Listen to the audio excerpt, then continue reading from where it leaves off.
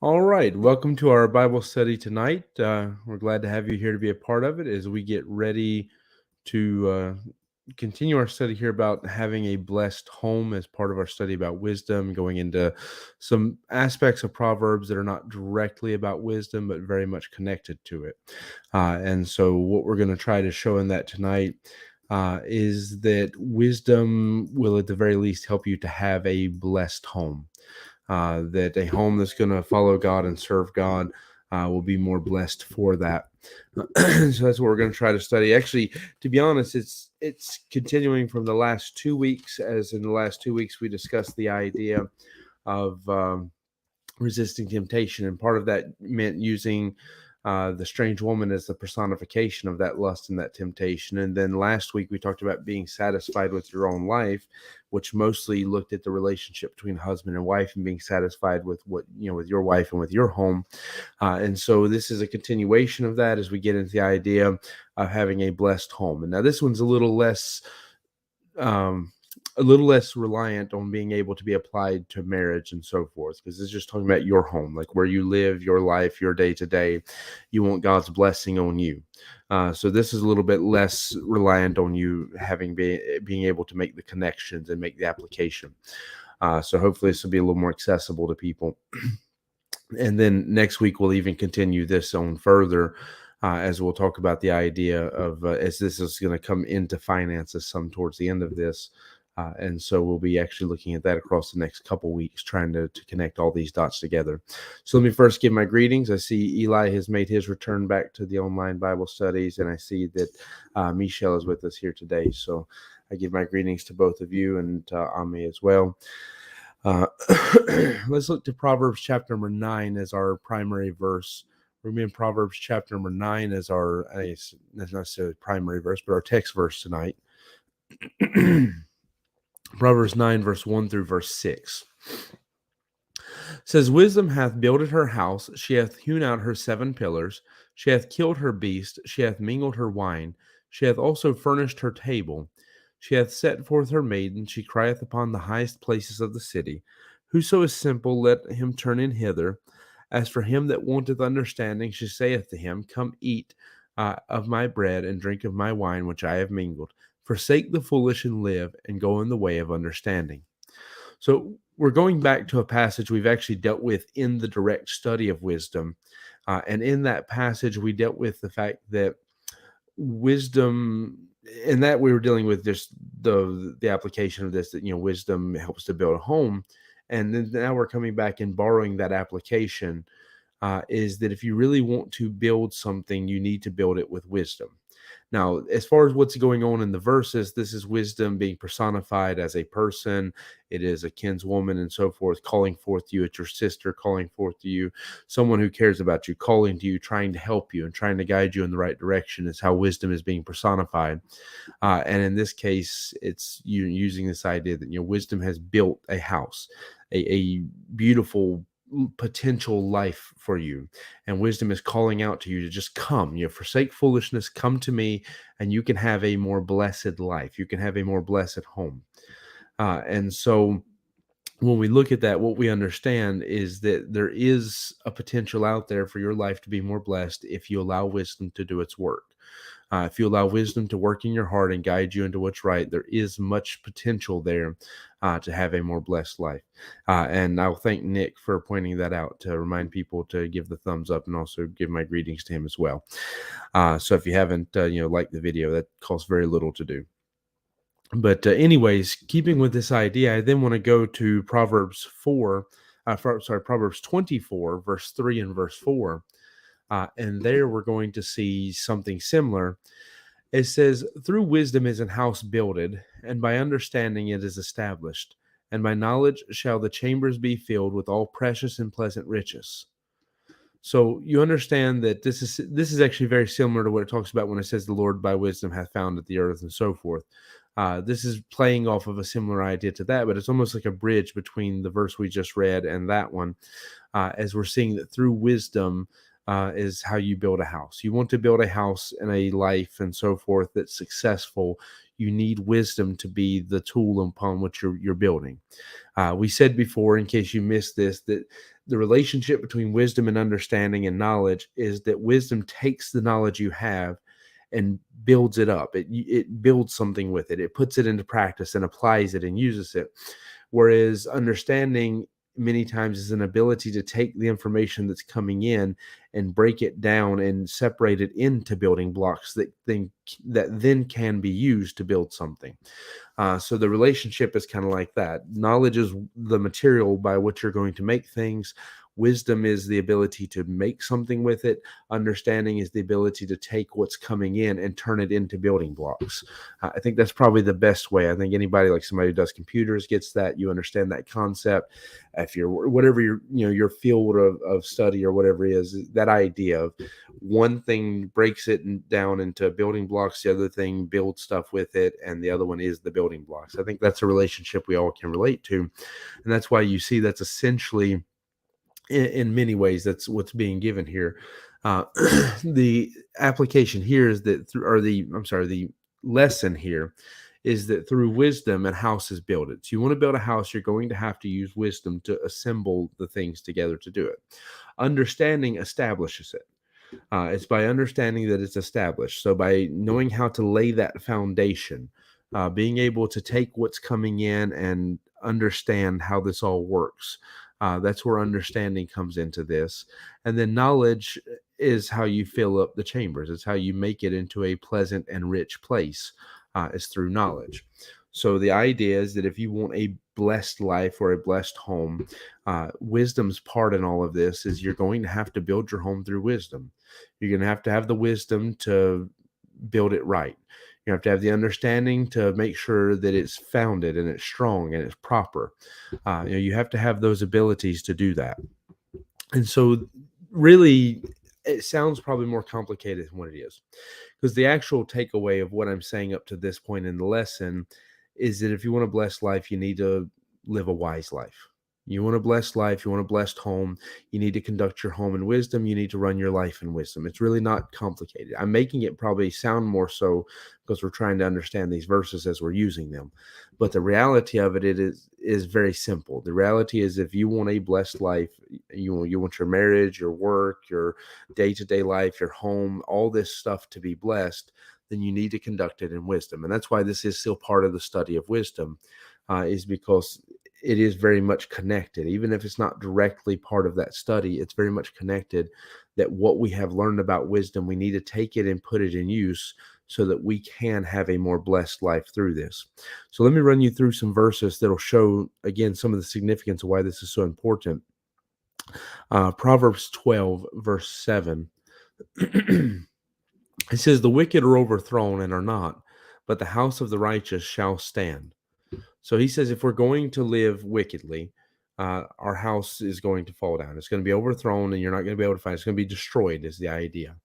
But the righteous, now understand, that's not necessarily speaking of wisdom at this point. It's speaking about those who do what's right. But wisdom helps you to know what's right. So that's why we start by showing that wisdom is talked about in this way in Proverbs. And now we can explore some of these other things that are still connected to it. So he says, those who do what's right, their house is going to be established. God is going to help to build that and make it into something strong that will last. But if you take a house that is not done, it's not run right, the things you're doing, the way you're living your life is not right, that's going to be destroyed. It's going to be overthrown and not. Sorry, it says and is not. So that's something that's not just being broken, it's being destroyed. Like, you can't find it anymore. The traces of it are gone, but the house of the righteous shall stand. So the idea is, if you want a life before you, if you want what you're doing with your life to stand, you want it to last, to have any impact or value, to not be the house that's built on the sand, then you need to build it right. And if we go to that, and I'm using verses. In fact, I haven't wrote down any verse outside of Proverbs for probably any of these lessons, because that's the whole point right now. We're going back and picking up some of that stuff in Proverbs we couldn't get to during the study of wisdom. But if we're going to take that idea and look at the parable itself, about the wise man who built his house upon the rock and the foolish man who built his house upon the sand, what is the distinguishing? What determines whether you build your house on sand or on the rock? Was those who hear his word and obey. It's those who listen to God and obey him. What's one of the chief things wisdom tells us? It's that wisdom will point us to listen to God and obey him. What's righteousness? Listening to God and obeying him. So you see, there's a huge connection throughout all of these ideas being presented, that if you want a house that's going to stand, that the storms of life are not going to break it down and destroy it, you want a life that has some potential to prosper and continue to grow and last beyond today, then you're going to have to do things right. And in order to do it right, you're going to need wisdom. You're going to need the wisdom to know how to do this, to be able to take the knowledge that's been given to you and put it in practice, so that the things you've been learning throughout this series, if you've been a part of it, will help you to conduct your home in a proper way. And then Proverbs 14 and verse 11, and many of these are going to say something kind of similar. But Proverbs 14 and verse 11, the house of the wicked shall be overthrown, but the tabernacle of the upright shall flourish. So again, we're being reminded that when you run a house in wickedness, it's going to be overthrown. It's going to be destroyed. You're not going to be able to maintain that. That you may get by for a time, because the wicked do prosper many times for a time or for a season.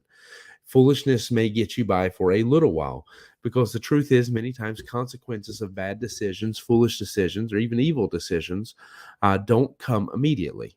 That's why the Bible discusses as many times that people who are not afraid of God and people who are quick to do what they want to do and think that there's no punishment is because they don't see punishment right now, and they don't have the wisdom and by nature the prudence to be able to look forward and realize that if I go down this path, eventually I will have to pay the consequences of this. If I continue doing what I'm doing, eventually there's going to be consequences. So you have people who will cheat and lie and steal and all these things to get ahead, and they don't realize, well, at some point this is going to catch up. At the least, I will have to stand before God and give an account to him. But in this life, I may, and understand when I say at the least, I'm not saying that standing before God is a small thing. I'm saying that the minimal amount you'll have to do is that, and that's huge. But in addition to that, you may very well lose everything in this life. Man gets caught stealing, may spend the rest of his life in prison. A man gets caught stealing, may lose his family and everything. So that lying and cheating to get ahead may make you feel successful now, but it may be like it's a shortcut. But as we're going to see across these next few weeks, it's not. There are consequences down the road. But when somebody lacks wisdom, and because of that lacks prudence, they don't see that God actually is going to deal with this. He's just not dealing with it right now. Just because he's long suffering today doesn't mean that he's long suffering forever. At one point or another, he's going to deal with these things. And wisdom helps us to see that. And that's why it helps us to turn away from these things. That's why he says the house of the righteous. And again, I understand there's a difference between righteous and wisdom. I'm not using them as synonyms right now. That he says the house of the righteous, it's going to flourish. So when you have enough wisdom to try to conduct your house right, as righteousness, and when you try to run your house right and according to what God would have you to do, and you have the wisdom to do that, then what he's showing you is that it's not only that your house will stand, but that it will flourish. And if you're talking about a word that's pretty close to a synonym for blessed, flourish is about as close as you'll get.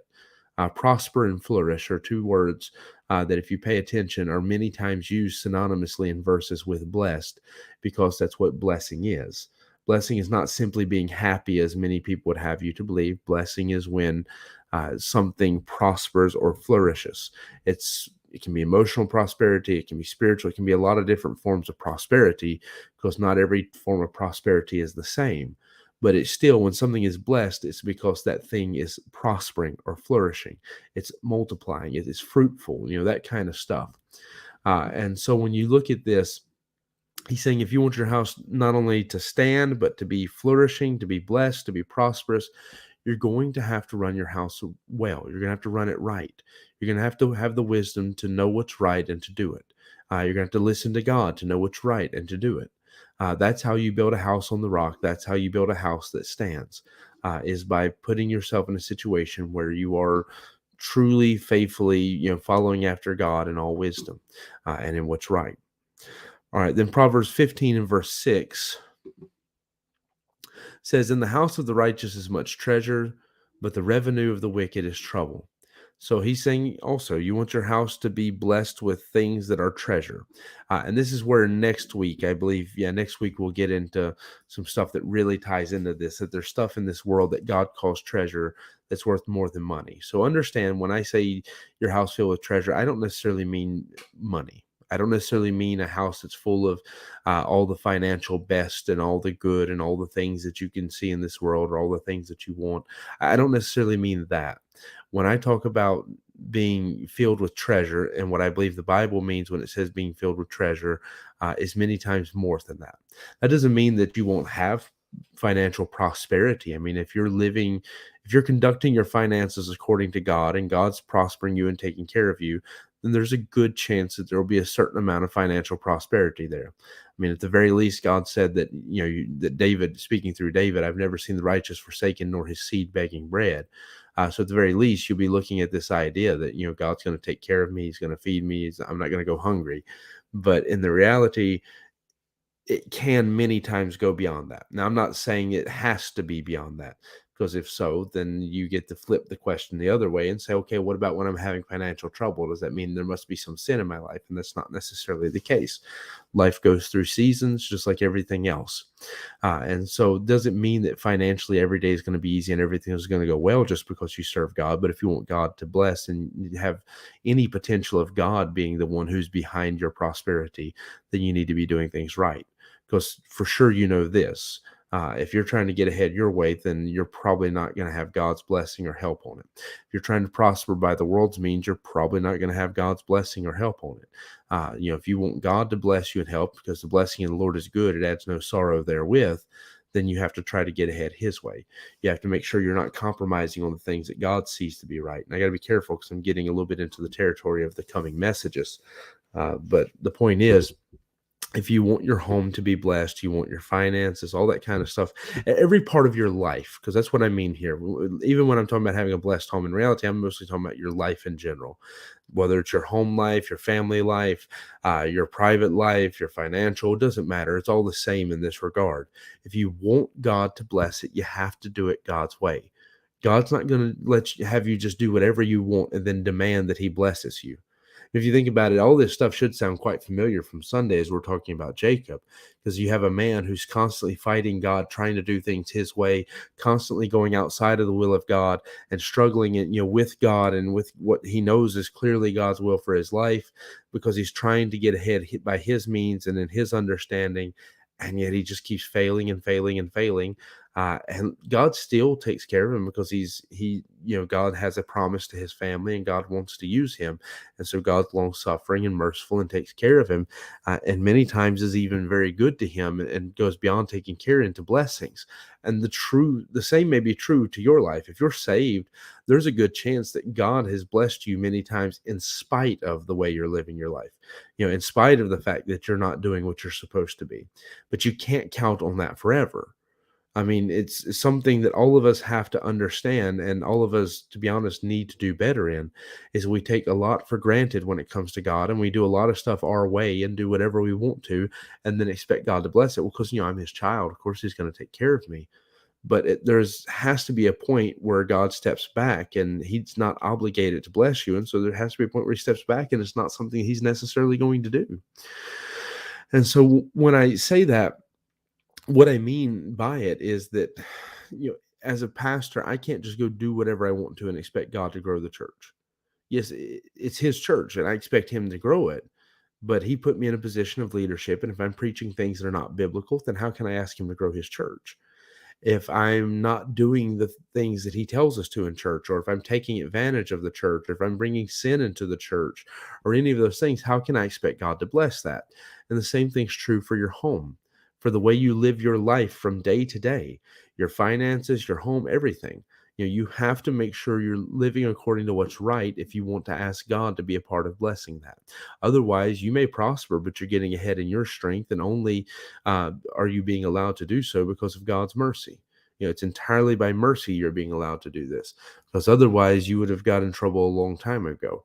So that's something that we have to really step back and understand and appreciate, that it's entirely by the mercy of God. It's by his grace that we are allowed to prosper when we're prospering in the wrong things. Not mercy, not grace, I'm sorry, mercy. It's entirely by his mercy when we're doing wrong and we manage to prosper. That we need to remember that it's not God's choice. If we look at Jacob, I wouldn't be able to look at most of his lifetime and say, okay, God's wanting to bless him because he's doing good. No, God's choosing to let him prosper in spite of the evil he's doing, because God has greater purpose and plan for his life, and God wants to use him.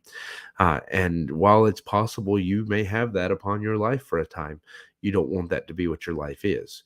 We need to get our life to where God can bless us, that we're not the thing that's in the way of God blessing us. Then Proverbs, that was Proverbs 15 and verse 6. Let's go back to Proverbs 3 and verse 33. The curse of the Lord is in the house of the wicked, but he blesseth the habitation of the just. So now we have just blatantly straightforward God saying that if we'll do what's just or what's right, what's correct in this cause, then God will bless our habitation or our house. Now, the curse of the Lord is in the house of the wicked, though. God will punish. He may be long suffering, he may put up for a long time, but he will punish, he will bring down, and he will destroy. Maybe your house will come down through your own actions if you're running your house foolishly, if you're running it in wickedness, or maybe God will directly himself bring punishment upon it. But someone who's always cheating and taking advantage of others, be sure your sin will find you out. Someone who is always running their house according to what they want and not according to the will of God, be sure your sin will find you out. Whatever you want to plug into this equation, wherein we're not conducting our house according to righteousness and wisdom, then be sure your sin will find you out. At some point, it's going to come out and it's going to be dealt with, and there's going to be repercussions and consequences for it. Where the blessing of the Lord is good and it adds no sorrow therewith, which is a verse here from Proverbs, that we know that when we actually get our blessing from God by doing it his way instead of our way, that's something you don't have to worry about the consequences that come. Doesn't mean that everything's going to be perfect. Sure, if there's a problem that comes, it may come. But again, there's a difference between when I have to face the consequences of punishment for my sin and when persecution comes, because in persecution, I can trust God to take care of me and bear me through it. When it's the consequences of my sin, I have to bear it. That's why the Bible talks about, that the wise, God helps them, but the foolish, they bear their foolishness alone. Is because if I'm going to lead my house my way, then I'm responsible for the results, and I have to bear the consequences.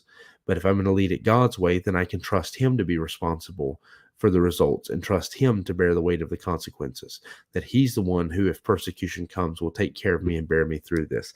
So it's really, when we're talking about running your house in wisdom or in foolishness, as much as I've made this about having a home that is blessed, it's really down to the question of, do you want to be responsible for the success or failure of your home, or do you want God to be? If you want to put it in God's hands, then you have to step back and have the wisdom to ask God what's right and do it according to his word and his will. If you want to keep it in your own hands, then yeah, the fool that follows after his own heart, that's what you can be. You can follow in that same way. Now, back in Proverbs chapter number 9, verse 1 through verse 6, we had read. Let's just pick back up verse 6 again to refresh our thoughts on it. It says, forsake the foolish and live, and go in the way of understanding. So what is the calling of wisdom here? The call of wisdom is to, first of all, it is to come hither and understand, is to come and take of the wisdom that's been prepared so that your house can be one that's conducted wisely. But now you have this statement to forsake foolishness.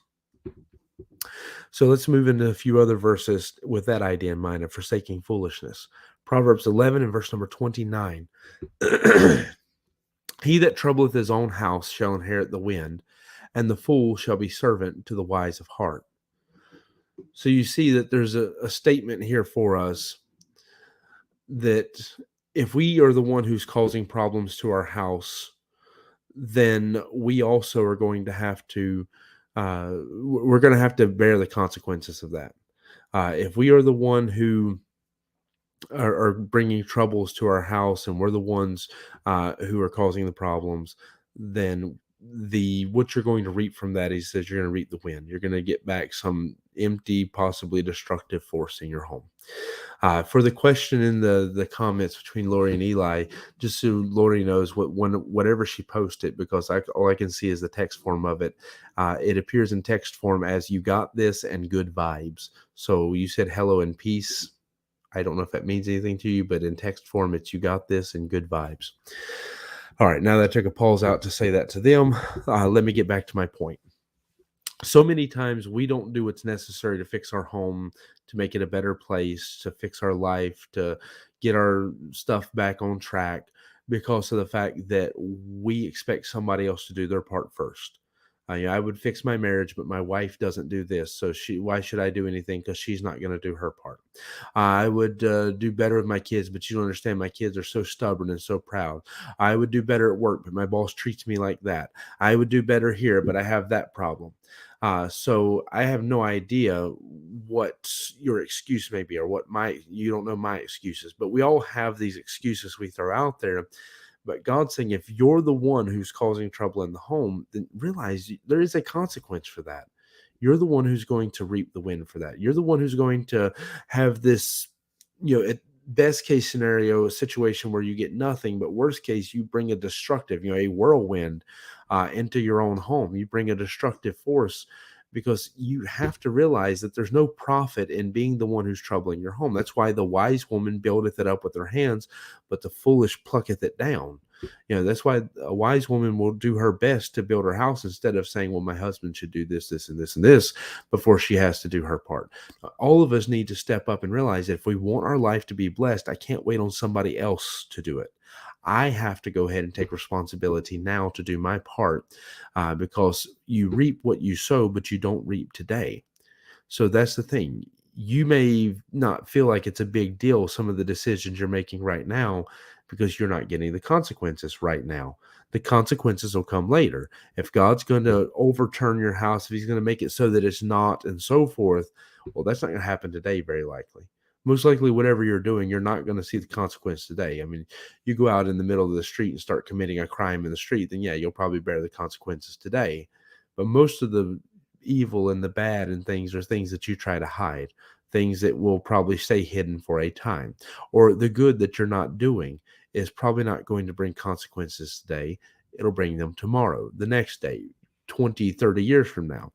People who fail with their children and make the wrong decisions with their children, they don't see those consequences as much today. Today, what they see is a child who cries a little bit, a child who misbehaves a little bit. 20, 30 years from now, what they see is a child who's fully in rebellion, who has gotten away from God and so forth, because they thought it wasn't that big of a deal, but they don't realize that these things amplify and they radiate. You don't plant a tree in the ground normally. You plant a seed, or you plant a sapling, a smaller version of that tree. What you have in 30 years is usually not the same size as what you stuck in the ground. Many times it's multiplied levels larger than what you put in the ground. And the same thing's true of your life.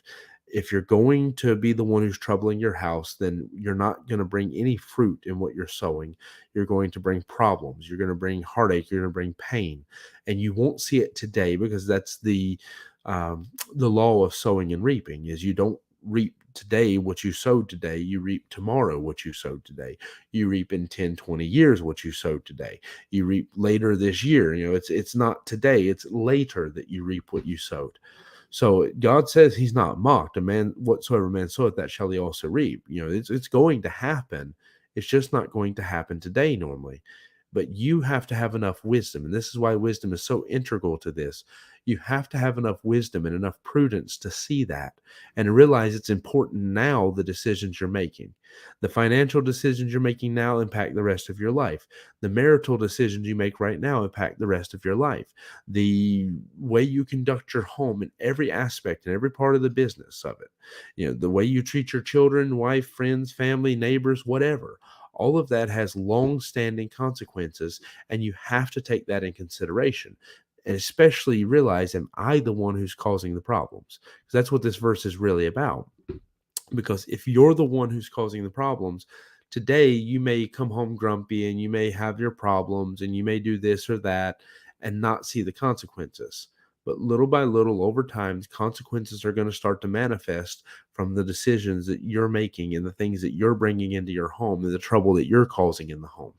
So it's easy right now to feel like, oh, it's not a big deal if I get a little bit lazy about serving God, or if I let that one sin set by, or if I don't deal with this one problem that I know about. It's easy to do that today if you don't have the wisdom to consider what's going to happen tomorrow. Because tomorrow the consequences will be multiplied, and eventually they're going to come in such a fashion that you cannot turn them away. And it's sort of the idea, that talking about the house that was broken down and the wall that's broken down. And Solomon said, I realized there was a little sleep, a little slumber, a little folding of hands that sleeps. So shall thy poverty come as one that traveleth, and thy want as an armed man. He's saying, you're going to find yourself in trouble, but it's not going to happen in a day. It's going to happen little by little over time. And when you finally realize how much trouble you're in, there's going to be no way to get out of it, because it's going to hit you suddenly, and it's going to hit you with great force, so that when it does come, you're just going to be a victim to it. And there's not much you can do about it. And that's why it's important that you make the right decisions today, that you make wise decisions today, and learn how to govern your home and your life according to God right now. Because if you wait till your children are almost grown, it's too late. If you wait until you start noticing that your spouse is unhappy with you, to be honest, may be too late. If you start waiting at your job to deal with it when you see that there's a problem, it may also be too late. Many times we have to go ahead and deal with things now, because otherwise later on we will reap what we have sown. And if we're the one who's troubling our house, imagine how bad the reaping will be. All right, then Proverbs 15, verse 25. Proverbs 15 and verse 25 says, "The Lord will destroy the house of the proud, but he will establish the border of the widow." And then through to verse 27, the thought of the wicked are abomination to the Lord, but the words of the pure are pleasant words. He that is greedy of gain troubleth his own house, but he that hateth gifts shall live. So what he's saying is, if you're the one who's troubling your house, you're going to be the one who brings, destructive forces on your house. It may take a time, but it's going to happen. And here he gives you an example of some ways in which we can trouble our house.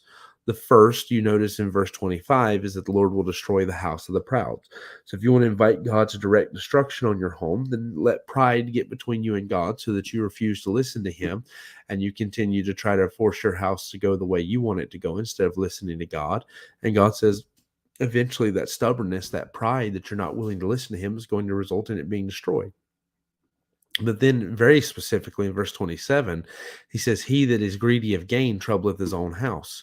So if you're conducting your house not only by pride, but also uh, by greed, by this desire to get ahead, and this thing where you're greedy after gain and you just want to have more, because I don't have enough and I need more.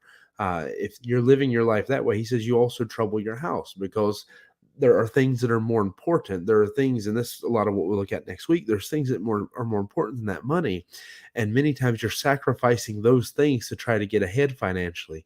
And you have to step back and realize that just like pride keeps me from doing what's right and following God, greed keeps me from doing what's right and following God many times.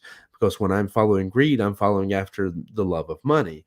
When I'm following after pride, I'm following after a love of self. I know what's best for my home. How dare God or that preacher or anybody else tell me?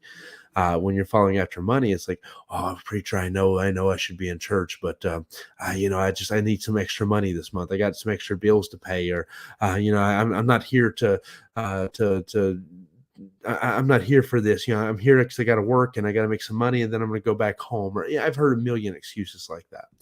But the reality is that greed and pride will both take your eyes away from what's right and away from God, and make you live a life that robs you of whatever blessing God was willing to bestow upon you. So be careful about being the one who troubles your house, and be careful about pride and greed causing you to trouble your house. Then Proverbs 17 and verse number 13 says, "Whoso rewardeth evil for good shall not depart from his house." So he's saying that when you reward evil for good, so something is presented a few times throughout the Bible, that there are those who, when others are good to them, they give evil to them. And normally the verses are speaking from the other side. That when somebody does evil to you and you've been good to them, just continue to be good to them, because you'll heap coals of fire upon their heads. So normally, we see it from that perspective. Now he's giving it from the other perspective as a warning to you, saying that if you do evil to someone who has done good to you, if you're that person, then consider what it says. We'll read it again in verse 13. It says, "Whoso rewardeth evil for good, evil shall not depart from his house." So when you bring evil to those who have done good to you, that same evil or similar evil will not leave your house. You're going to have that burden, that curse, let's say, upon your house, and it's not going to go away. So the idea for you and I to understand about that is that we invite into our homes, when we don't respond what's correct and moral, what's right or decent or any of those things, then we invite into our home God's punishment, God's attack. And he says, when you return evil for good, you're inviting evil upon yourself. Because again, you reap what you sow. God's, we threw this word around a few times for Lori earlier, poetic justice. There's a lot of poetic justice when it comes to the way God deals with stuff. I mean, I won't go into this, but I know of a man who accused other people's wives of doing bad stuff, and now his wife's being accused of stuff. And in both cases, I think both women are innocent. But we were talking about the poetic justice of that is something where, if you're going to throw something around and try to hurt somebody else's life in marriage, be not deceived, whatsoever man soweth, that shall he also reap. God's not mocked. Many times you'll find that those things are going to come back, and it's not necessarily that God calls it. It's just that you've invited evil into your house when you do stuff like that. And so it's something we have to be very careful and realize that, we have to do good. We have to do what's right. Even if we're going to be honest, more so the verses tell us that when somebody's evil to us, we still are expected to do good and we're expected to do right. And the idea of heaping coals of fire upon somebody's head, in spite of what others may tell you, is really simple. It's that when you put coals of fire on somebody's head, you're putting them in a situation where they have to move. And if they continue to respond with evil to your good, well, this verse is about them. That evil is going to come on their house and it will not depart. They're inviting God's punishment and his wrath upon them. And that's why all of those verses, if you pay attention, are about the fact that vengeance is mine, saith the Lord, and how that his wrath and his fury will be poured out on them as a burning fire and so forth. He's saying that if you do good, you'll put them in a situation where they have to respond. And if they respond wrongly, if they respond to you in a way that's cruel or, respond with evil to the good that you showed them, then what's going to happen is that God is going to return to them evil as well, which in this case, not evil like moral evil like sin, but in the sense of harm. God's going to hurt them. So the warning in this verse is for us to not be that person, not be the one who gets put in a situation where someone's done good to us, that puts coals on our head, so to speak, to where we have to respond. And then evil, if we respond with evil, then we're going to get evil in return. Or if somebody does good to you and it's not in a situation where it yet puts coals on you, make sure you do right. Don't return evil for good. And then finally, we're actually going to get done a little bit early tonight because to be honest, got through my lesson pretty easy. Proverbs 21 and verse number 12. Proverbs 21 and verse number 12. You can go ahead and start typing any questions if you have any, because I'm just realizing we've been going long here lately, but I'm getting done pretty good tonight. Proverbs 21 and verse 12 says, "The righteous man wisely considereth the house of the wicked, but God overthroweth the wicked for their wickedness." So he says it's right, it's proper for you to look at the house of the wicked, to see like, okay, what are they doing? It's proper that you notice when you look at people around you, that people who do evil, it seems like they just prosper. It's normal that you notice these things. God says it's okay that you see it. It's not that he expects you to be blind or oblivious and not realize what's going on around you. But he says, as much as it's wise that a righteous man will wisely consider the house of the wicked, he also will consider that God's going to overthrow the wicked because of their wickedness. So he says it's proper that you look at them and realize that you take all of this, the whole equation, that, okay, by a world standard, wickedness seems to be prospering them, but it's not going to stay that way. That to realize that, look at what they had to do to get ahead like this. But the big thing is he's saying, as much as you may notice, and as much as natural as it is, and even it's natural that sometimes there's going to be something stirring inside of you that you're bothered because you see others who are doing wrong. They're lying, they're cheating, they're stealing, they're doing all this stuff to get ahead. Real wisdom will help you to sit back and realize that it's not going to be like that forever, that God's not going to sit back forever and be mocked, that whatsoever a man soweth, that shall he also reap. At some point, there will be consequences that are dire. There will be consequences that are severe, and for all of this. That's the thing we have to take in consideration. That's what we have to understand, is that at some point, all of this is going to add up, and there's going to, what a man sows, he's going to reap. That if you want God's blessing, not just to get by in the world's success and by the world's terms today, but you want God's blessing in the long term, and you want God to be able to prosper your life and to use you and to bless your home and so forth, then you need to do it His way. You need to do things according to wisdom and according to what is right. That's the two guidelines He's given to us here. If we look at it again in the parable of the man who built his house upon the rock versus the man who built it upon the sand, the guideline is to hear God's word and obey it. And that's very similar to what we're talking about when we talk about having the wisdom to do what's right, having the wisdom to listen to God and know that God knows what's best for you, having the wisdom to take what God's given you and put it into use and practice in your life, to not just let this stuff that we talk about and all these lessons that we give go in one ear and out the other ear, but to actually let God speak to the heart and have the understanding to break it down into building blocks that can be used, and then the wisdom to take those building blocks of knowledge and put them to use to build for yourself a better home and a better life. That's the goal, the intention of what we should be doing, and that's the goal and the intention of this lesson, is that each of us would put more emphasis in trying to make sure that our home is a home God can bless. Because you can't force God to bless your home, but you can certainly get in the way of Him doing it. And the best thing you can do is get out of the way. And God is a good, righteous, just God who, if your home is one that's set up to be blessed, you're doing things right, you're doing things wisely, you're doing things according to God's word, according to His will, it's very likely God's going to bless your home. Maybe it won't be financially, maybe it'll be another way. There's so many ways in which a home can be blessed, but it's hard for us to set back. I mean, if we're looking at this logically, it's hard for us to set back and ask God to bless something when we're not doing it the way that He wants us to. When we're not living according to His word, according to His will, we're not doing what's right or what's wise.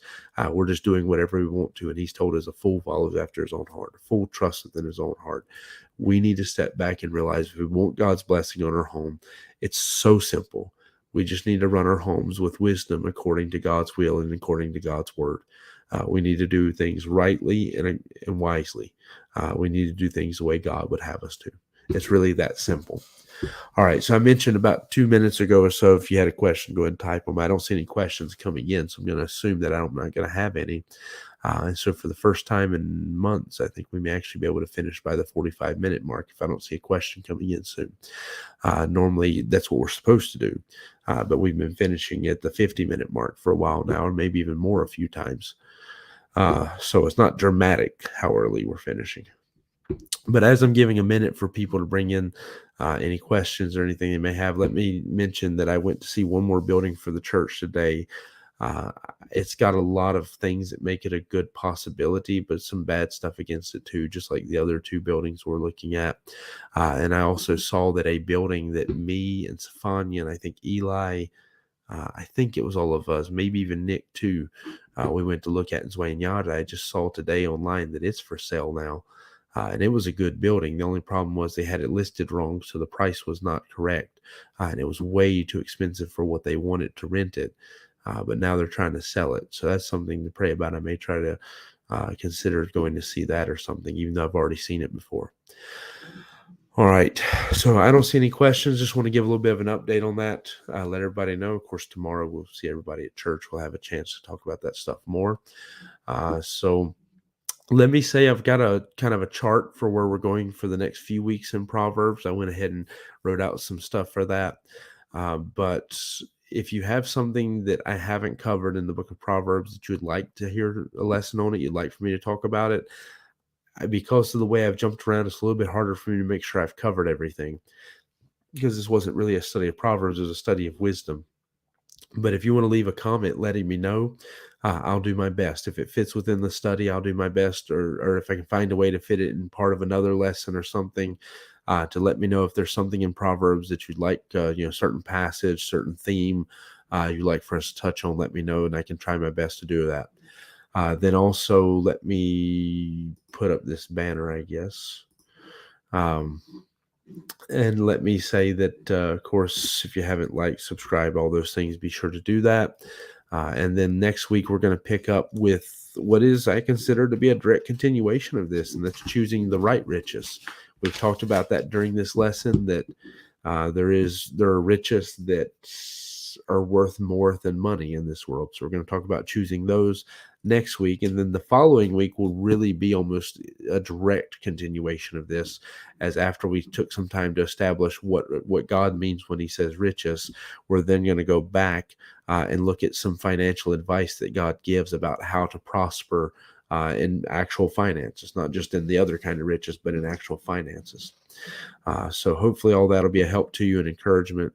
I hope if you haven't followed a lot of the lessons in this, maybe you go back and get some of them, as there's a lot of good stuff in there for you. But otherwise, we're going to get ready to close out the live stream. Thank you to everyone who was a part of it. We look forward to seeing our people at church tomorrow. I hope you have a good evening.